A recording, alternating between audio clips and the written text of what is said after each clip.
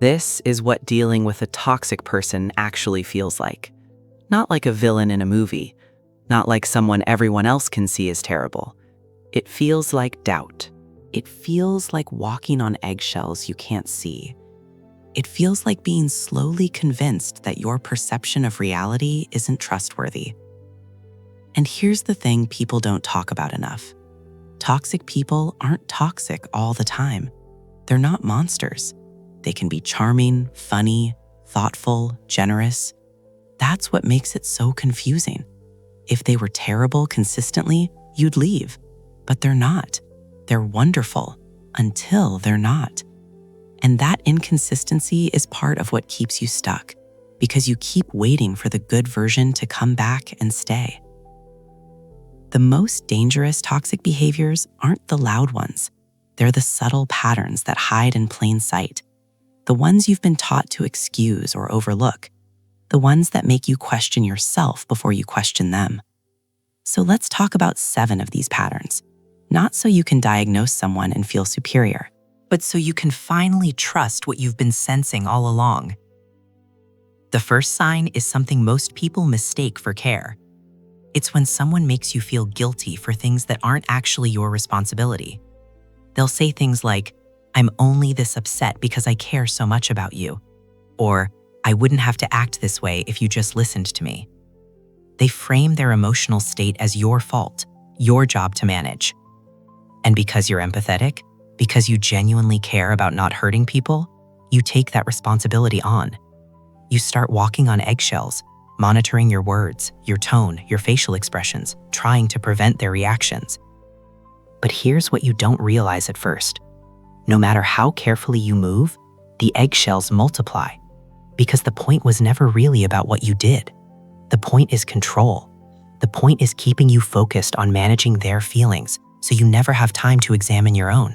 The second sign looks like concern, but it's actually invalidation wrapped in kindness. They listen to your problems, and then they explain why you shouldn't feel the way you feel. They say, "You're overthinking it," or "It's not that serious," or "You always do this. You make everything into a bigger deal than it is."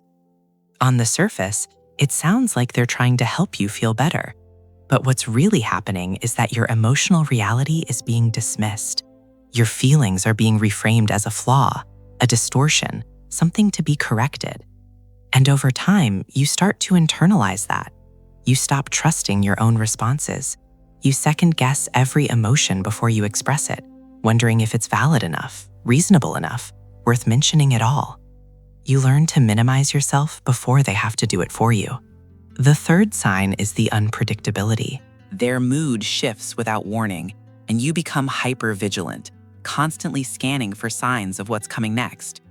One day, they're warm and engaged. The next day, they're cold and distant, and you don't know why. You ask if something's wrong, and they say no, everything's fine, but their tone says otherwise. Or they snap at you over something small, something that didn't bother them yesterday, and you start to feel like you're always one wrong move away from tension. You stop relaxing around them. You start performing, calculating, trying to predict which version of them you're going to get today, and adjusting yourself accordingly. It's exhausting. And the worst part is, you blame yourself for not being able to keep up.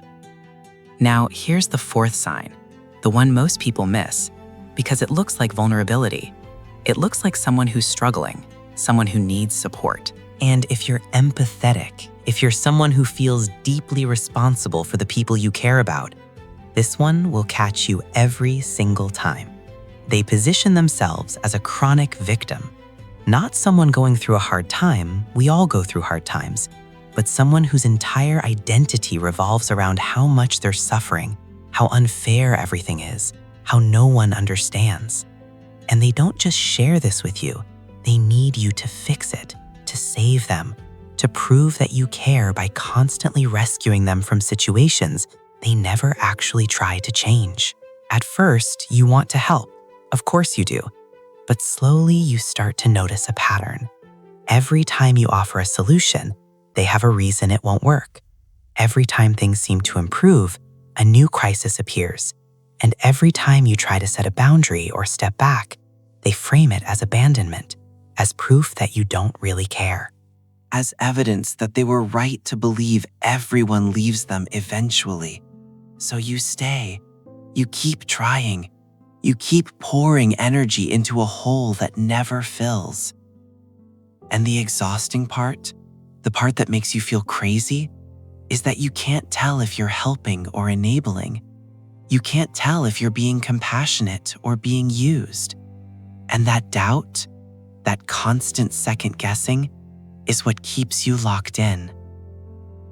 Here's what makes this so hard to see. People who do this aren't usually lying about their pain. They might genuinely be struggling. But what makes it toxic is the refusal to take any real responsibility for changing it, combined with the expectation that you will carry the emotional weight indefinitely. They've learned that suffering is a form of currency, that being the victim means someone else has to be the savior. And if you're someone who's wired to care deeply, someone who feels uncomfortable watching others hurt, you'll accept that role without even realizing it's a trap. The fifth sign is triangulation. This is when they bring other people into your relationship, not to solve a problem, but to create instability.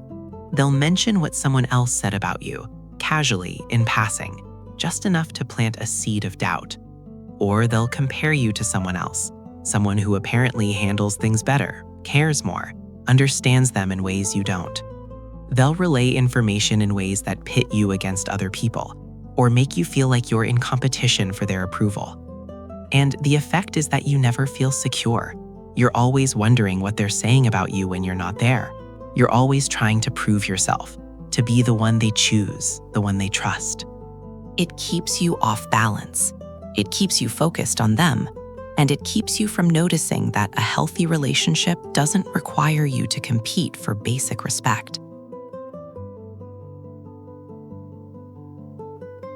The sixth sign is the silent treatment, or more broadly, punishment through withdrawal. When you do something they don't like, they don't tell you. They just go cold. They stop responding.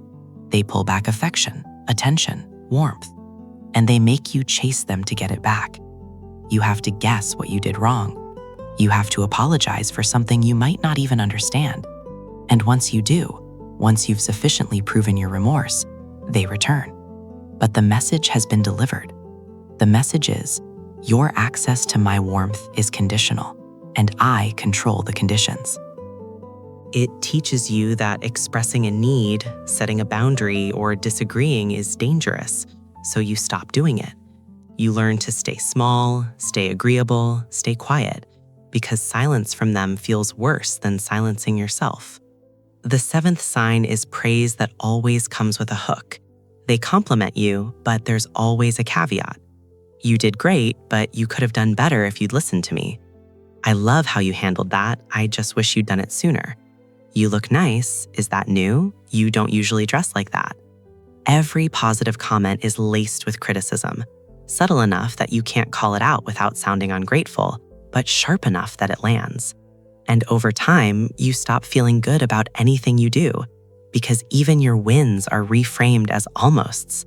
Even your strengths are turned into evidence of where you fall short. You become hungry for their approval, but you never quite get it cleanly. There's always something more you should have done, always a way you could have been better. And that hunger, that constant reaching for validation you never fully receive, keeps you tied to them. So here's what I want you to understand. If you recognize these patterns, if something in your body tightened while listening to this, you're not overreacting. You're not imagining it. You're not too sensitive, too demanding, too difficult. What you're experiencing is real, and it has a name, and the name is not you being broken. The name is toxicity. And toxicity doesn't always look like abuse. Sometimes it just looks like confusion, like walking away from interactions feeling worse about yourself than when you went in, like spending hours trying to figure out what you did wrong, when the truth is, the game was rigged from the start. People like this aren't usually trying to hurt you on purpose. They might not even be aware of what they're doing. But intention doesn't erase impact. And your job is not to fix them, understand them so deeply that the pain stops, or wait for them to become the person you need them to be. Your job is to protect your own clarity, to stop negotiating with your instincts, to stop explaining away the discomfort that's been trying to get your attention this whole time. Here's the truth that no one tells you. Leaving or creating distance or setting a boundary with someone like this doesn't make you cold. It makes you honest. It means you finally stopped pretending that being kind to them was more important than being kind to yourself. And that's not cruelty. That's clarity. That's self-preservation. That's you deciding that your peace matters as much as theirs does. So I want to ask you something, and I want you to sit with it, not rush to answer. Which of these signs showed up in your life? Not in some distant past relationship you've already processed and moved on from, but now, recently, in someone you're still trying to make it work with. And what would it mean to finally stop questioning whether you're allowed to feel what you feel? You don't have to have all the answers right now. You don't have to make any big decisions today.